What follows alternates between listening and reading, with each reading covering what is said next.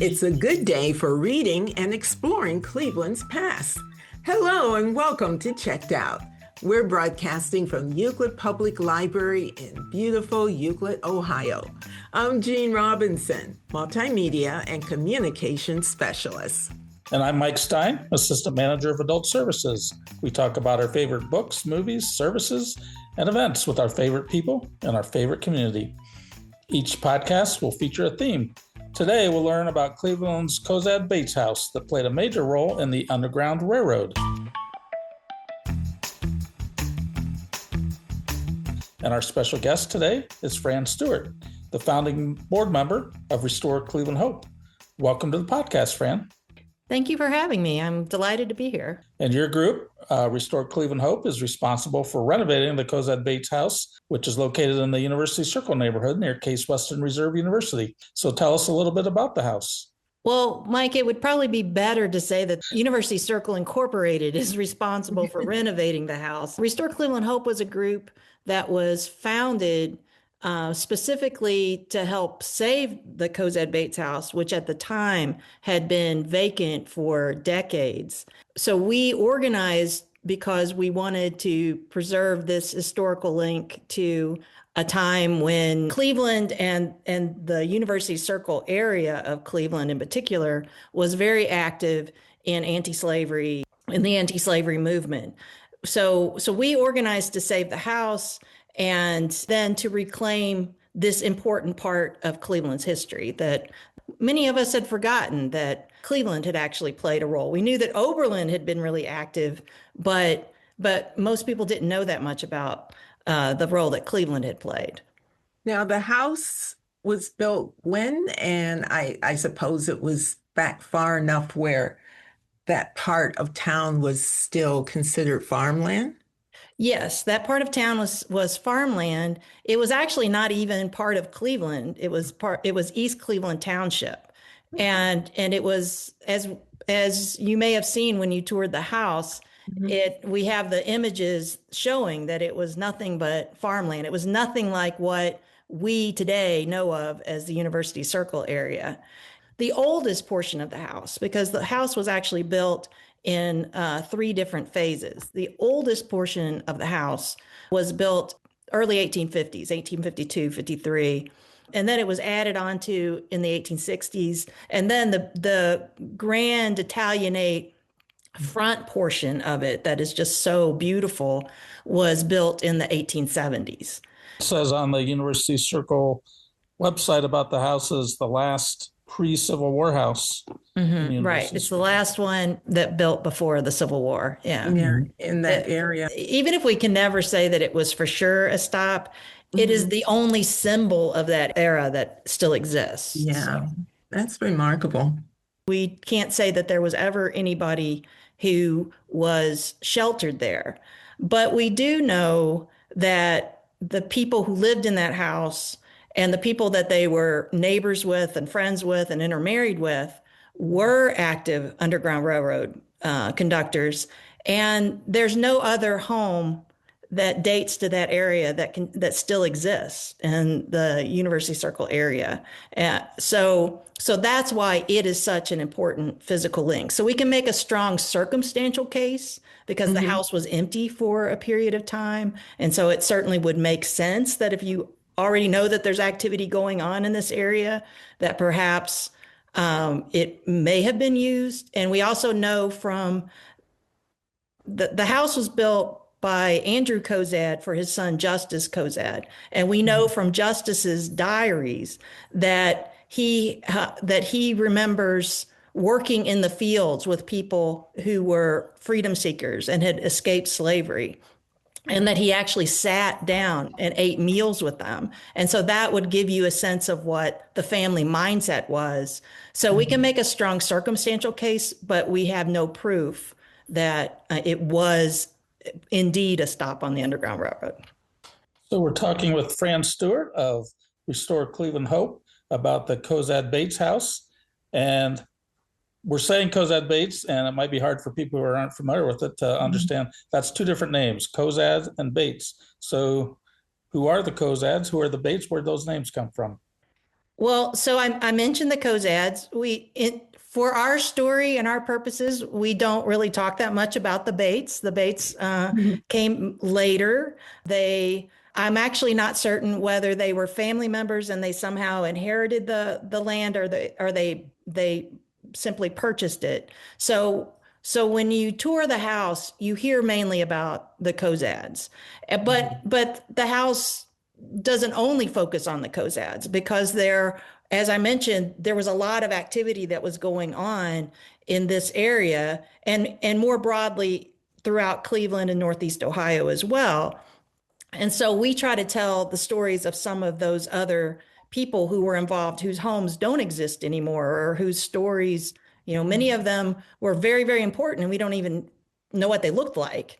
So we try to tell those stories. And as I mentioned, the house was built by a man named Andrew Kozad. He built it for his son Justice. Justice and his wife then went west for a little while to seek their fortune, to work as a surveyor, actually. The people that we know for sure were definitely documented Underground Railroad conductors were the Ford family. And for those of you who know about the University Circle area, what we remember of the Ford family is demonstrated in the name of Ford Drive. That is one of the streets of the University Circle area. And so Horatio Ford, his brother, married Cordelia Kozad, who was the ward of Andrew Kozad. We know Horatio Ford was an Underground Railroad conductor, and he married into the family. And then what is also really important to the story of University Circle is that Horatio and Cordelia together gave parts of their land away over time to causes that they believed in, and that was education, healthcare, and the arts. And that is sort of has come to identify what University Circle is about these days. Justice Cosette had a diary that is on exhibit. Parts of it is on exhibit. Well, we have if you walk outside, you will see that there's a quote from Justice that is embedded in the sidewalk outside of the house, where he talks about working with people who had escaped slavery that his father had employed to help in the fields. And people can now visit the Cozad Bates house, right? Yes, they can. Yes, they can. We're open on Saturdays from 12 till 4, and it's free for people to come. We also, if you have groups that might be interested in touring the house, we open up, on under certain arrangements for if groups would like to come in and tour on days other than Saturday. So, and then we also open on special occasions like Juneteenth and other important days like that. It's in University Circle area. Where It's in exactly? it's in University Circle. It's at the corner of East 115th Street and Mayfield. It's 11508 Mayfield Road to be exact. I went on the guided tour last summer and was totally fascinated with the information, a lot about Cleveland I didn't know, like Cleveland had a code name, Station Hope, on the Underground Railroad, and how the surrounding geography made it an important stop on the railroad because it was close to Lake Erie. And of course, on the other side of Lake Erie is Canada. Tell us a bit about some of the areas in Cleveland that was involved with the Underground Railroad. So we know that what is now University Circle, then sort of more the East Cleveland Township. So we know that that was a hotbed of activity. We know that there was activity in Berea, there was activity in Strongsville, down around the Pomeroy House, a stop on the Underground Railroad. Lakewood now has a commemorative plaque where it talks about how it was a jumping off point. We know that a definite documented Underground Railroad stop in Cleveland is what is known as Station Hope, which was St. John's Episcopal Church over on the west side in Ohio City. And that has a story of people being hidden in the bell tower of the church and waiting to see flashing lights from the area of Whiskey Island, which today we know of as a beautiful, peaceful park. And at the time, it was this really bustling industrial area that had, lots of bars and lots of people milling about. And so the people who were hiding in the bell tower would be looking for flashes of light to tell them that it was safe to come and that there would be small boats there to take them out into the lake and to be put on steamers. And usually when people were transported on Lake Erie, it wasn't to go straight across the lake. That's not what people or commerce does. Instead, they would sort of get lost in commercial activity where there would be steamers taking goods to either Detroit or Buffalo, where it's far easier to get across into Canada than it is here in Cleveland. But Cleveland was definitely an important stop as one of the ending points before people did jump off into Lake Erie to make it all the way to Canada. And it wasn't until actually after the passage of the Fugitive Slave Law of 1850 that people really did feel the need that they had to get all the way to Canada instead of being able to just sort of get lost in Ohio and other free states. So we're talking with Fran Stewart of Restore Cleveland Hope about the Cozad Bates House in University Circle area. So who exactly were the Cozads? Were they big shots in Cleveland, just regular people at the time? And what kind of things did they have to worry about when they were involved in them and whoever helped with the Underground Railroad at the time?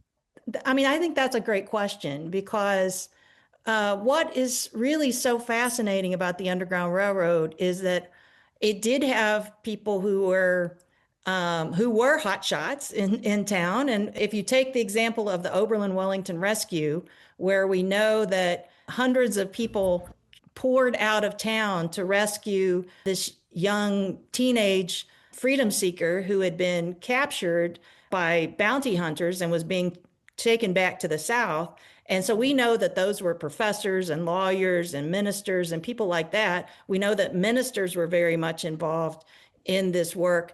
But it's also that the Underground Railroad is largely about individuals, the everyday person who just thought it was right to help people escape bondage, and that they thought that it was right to simply, as Horace Ford put it, give a panting slave a piece of bread and point him north to freedom. But that came with extraordinary risks because even before the Fugitive Slave Law of 1850, it had always been illegal since the founding of the country to aid escaping slaves. And so people who did aid them risked 6 months in prison, $1,000 fine, which in today's terms is about $40,000, and confiscation of their property. And so just being willing to help came at extreme risk to the families. And usually, so much of the time we talk about men who were involved in this activity. Those are often the names that we know, even though we don't know a lot of names of people who were involved, because it might just be very incidental or circumstantial that you would be involved and you would help. But women, wives, children were often involved in this activity as well. They weren't always written about. Now, the Cozad Bates House was renovated and opened to the public in 2021 as an interpretive center, and free guided tours are available, as you said, every Saturday from noon to 4. What can people expect to see on the guided tour? Well, it's not a house museum. We don't have items that came specifically from that were collected that all came from the Cozad family. It's an interpretive center because it's presented in a way to try to tell the history of this moment, the context of what was happening both in the country and in the state, and Cleveland's role in that, and to play up some of the characters who were involved in this activity. So it's broader than simply focusing on the Cozads themselves. It's more about the story of what was going on in Cleveland and in the rest of the state, because you brought up the geography. Well, part of the story of Cleveland's activity mirrors Ohio's role. Ohio was carved from the Northwest Territory, where slavery had always been outlawed. And so, unlike the original 13 colonies, slavery had never been permitted in Ohio. And when it became a state, there were different viewpoints as to should it remain free soil, or when it becomes a state, should people be allowed to, if they move from neighboring Virginia at the time, should they be allowed to bring their slaves into the state with them? When we passed our Constitution, we voted on the issue of slavery, and that passed by one vote. So if you ever think that your vote doesn't count, it really does. So Ohio was important because of the political context of how it formed, but also its geography was really important in that it was neighbored to the south by two states where slavery was allowed, so Kentucky and at the time Virginia.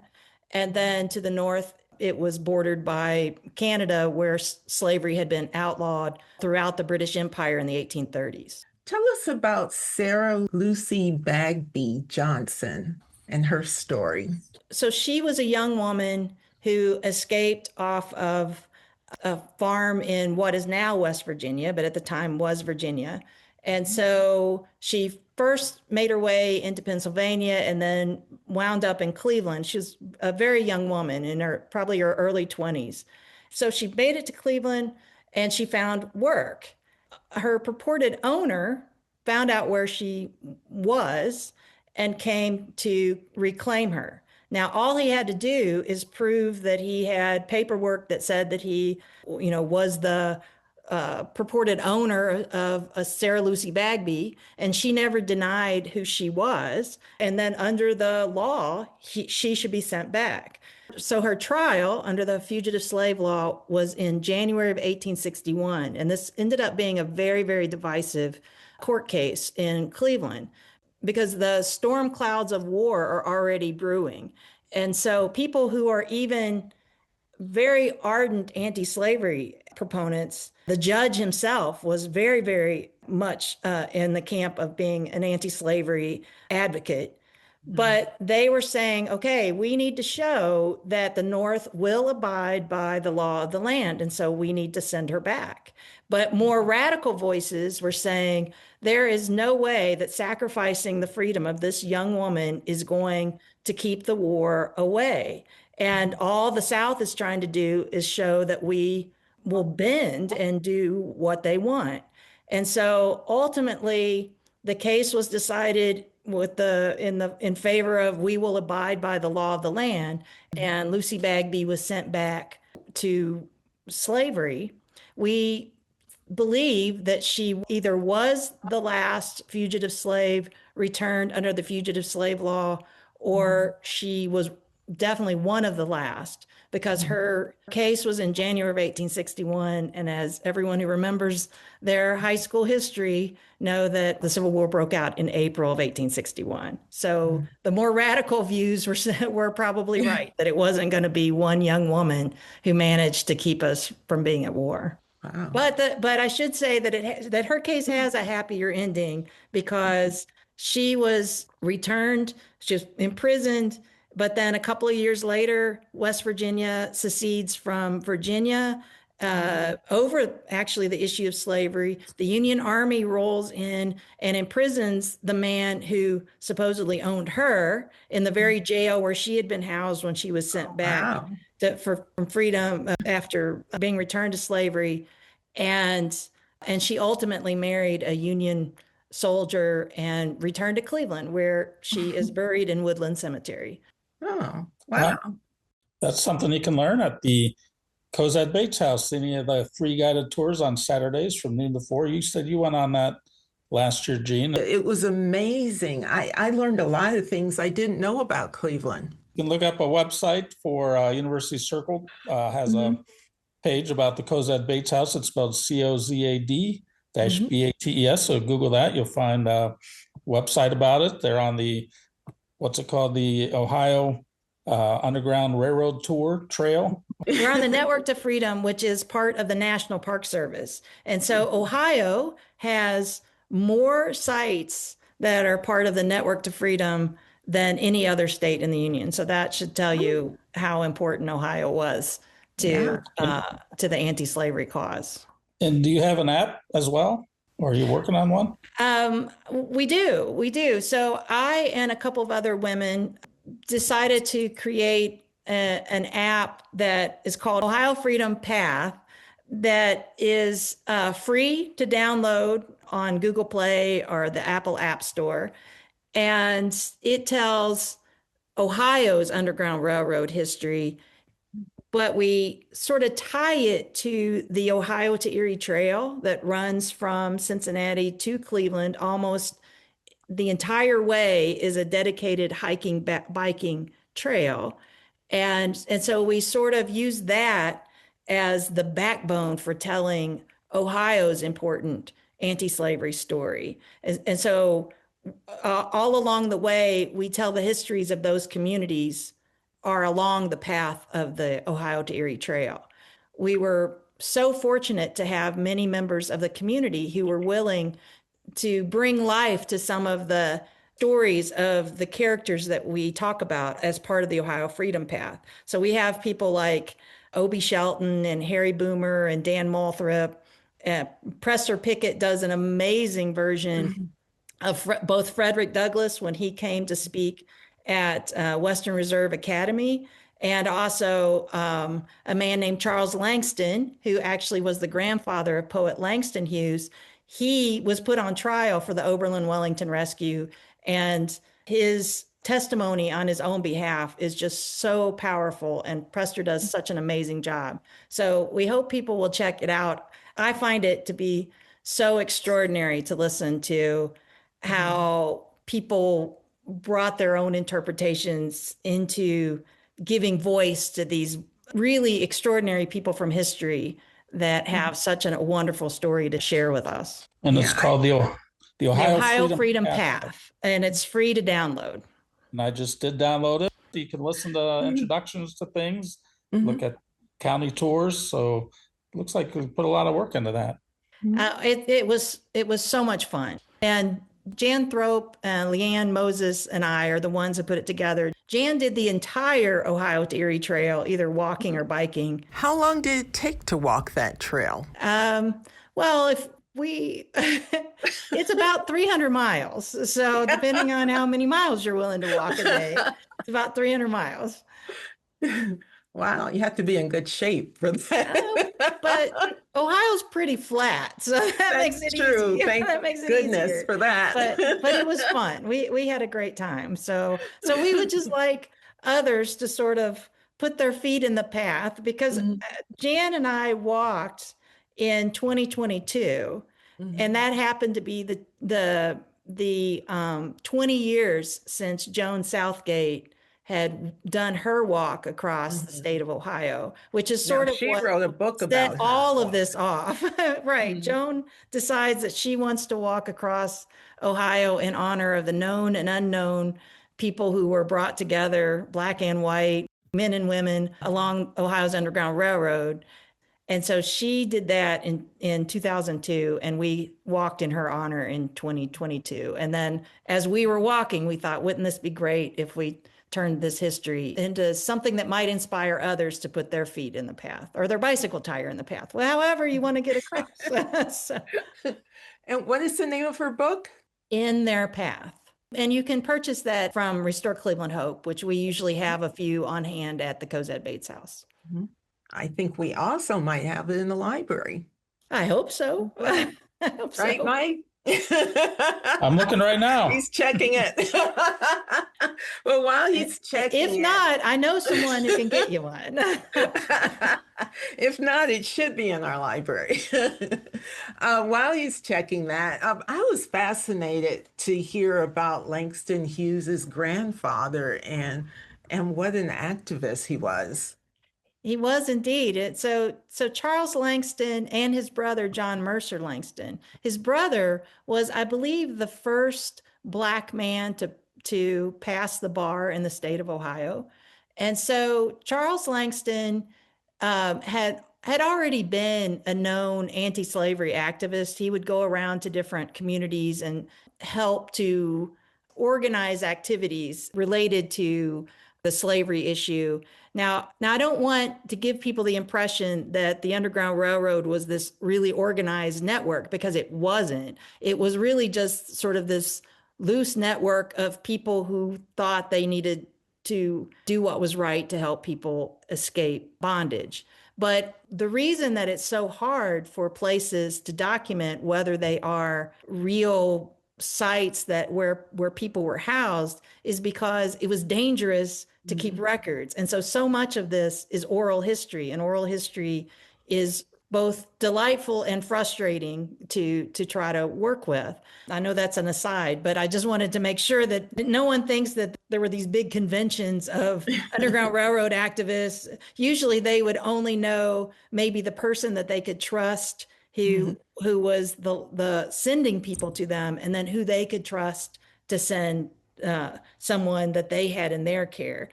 But they wouldn't know, if you were in the south part of the state, you wouldn't know who was operating in the north part of the state. But at the same time, people were going around giving speeches about the evils of slavery. They were trying to educate people about and advocate for this view that slavery was wrong and it was bad for not just the people who were involved in it, but for the country in general. And Charles Langston was one of those people trying to make that case. And so he was already somewhat known. And so, as I mentioned, he took part in what we now know of as the Oberlin Wellington Rescue, where this young man who was about 16 years old had escaped off of a farm in Kentucky, makes his way to Oberlin, where he would have been safe if he could have stayed within the confines of Oberlin that had been very radically anti-slavery since the 1830s. And so, but the person who was searching for him found out where he was, knew he couldn't go in to Oberlin and take him. So came up with this idea that he would lure him out of Oberlin with the offer of work. So John Price comes out, he's caught by the bounty hunters. They whisk him off to Wellington and have him in a hotel where they're waiting for the train to take them back to the South. And this big group of rescuers from Oberlin, hundreds of people, show up, and they first try to negotiate and even offer to purchase John Price's freedom, but that is all rebuffed. And so eventually somebody kicks down the door, grabs John Price, throws him in this buggy that's being driven by a white man named Simeon Bushnell. And Simeon Bushnell drives the getaway buggy, and John Price is whisked off to freedom. He's not part of our story anymore. We know that he gets away, but we don't really know what happened to him after that. So the South was incensed over this. This is 1858. And they decide to make a federal case out of this and say that people are not going to get away with aiding and abetting slavery against federal law. They end up charging dozens of people in the case. I think it was 42, 43, something like that. I can't quite remember the number. And because there's a little bit of gamesmanship being played on both sides, the people who are arrested, who are, as I mentioned, ministers, newspaper publishers, professors, lawyers, they get thrown in the jail in Cuyahoga County, which is where the federal courthouse was at the time. So the rest of the story actually plays out in Cleveland. So they're thrown in jail. Ultimately, they only bring two men to trial. One is Simeon Bushnell, and the other is Charles Langston. And so there's some other sort of shenanigans that go on that you can hear about at the house, where they were trying to use a tainted jury pool that had already found Simeon Bushnell guilty. And really, under the law, Simeon Bushnell for sure was guilty because he had driven the getaway buggy. But Charles Langston said that he wasn't the one who had grabbed John Price. You know, he said that he was innocent, but he was found guilty anyway, and he was a Black man. And the only time that he's allowed to speak for himself is right before he's about to be sentenced.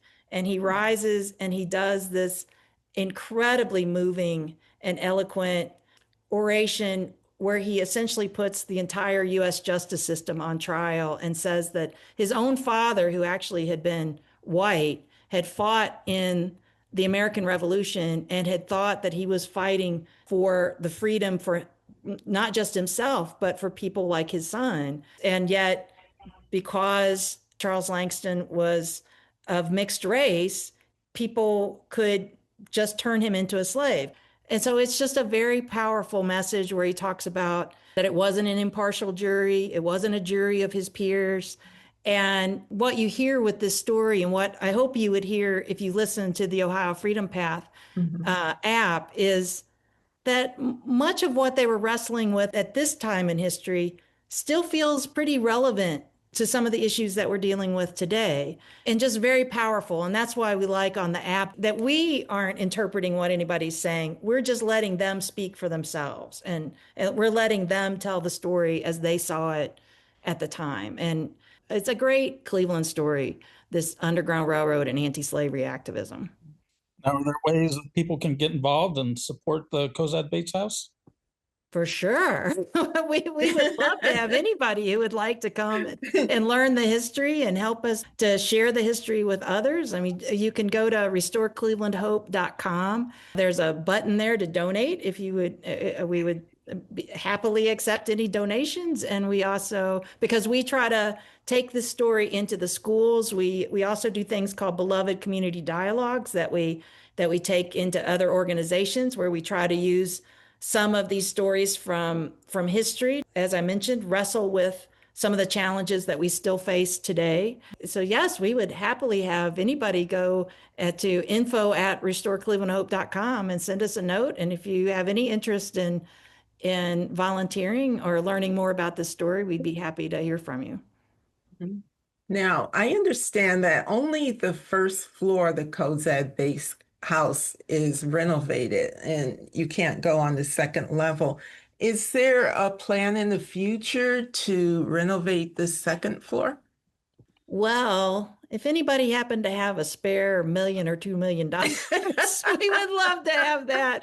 And because it's not just the second floor and the cupola in the top, it's actually also that beautiful Italianate section, that front section of the house is also not renovated. From time to time, there have been different ideas about what to do, but the challenge is just finding its next purpose. We would love to be able to take it over and turn it into something to give us a little more space. If you've been there, you know that we pack a lot into a pretty small amount of space. Yes. But fundraising is always a challenge. So you could go to restorecleveland.com with your $1.5 million, or you could go to University Circle with your $1.5 million. So we've been talking with Fran Stewart, who is with Restore Cleveland Hope, mostly about the Cozad Bates House in University Circle, which is on the Underground Railroad. She's got a co-author of a book in their path. You can find that online or through the library. Fran, is there anything else you want to let us know about you or the Cozad Bates House before we wrap up? No, I've just been delighted to have the chance to share some of this history with your listeners. Thank you. And I enjoyed the tour. And I think anyone who's a history buff or loves learning about the history of Cleveland will enjoy the tour as well. So thanks so much for sharing with us today. Oh, you're welcome. Thank you for having me.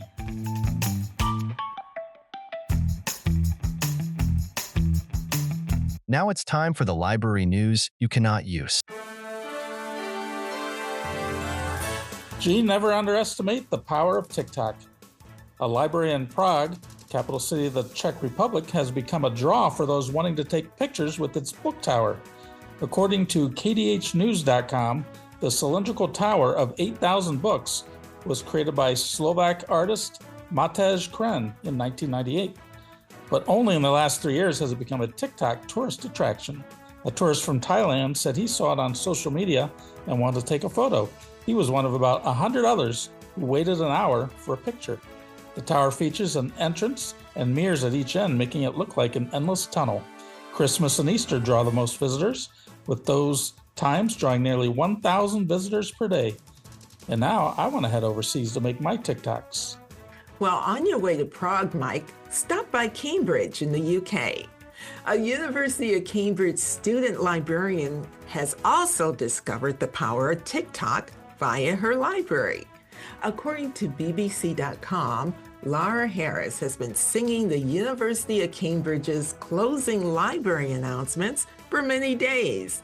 She began recording them and uploading to TikTok, where they receive upwards of 160,000 views.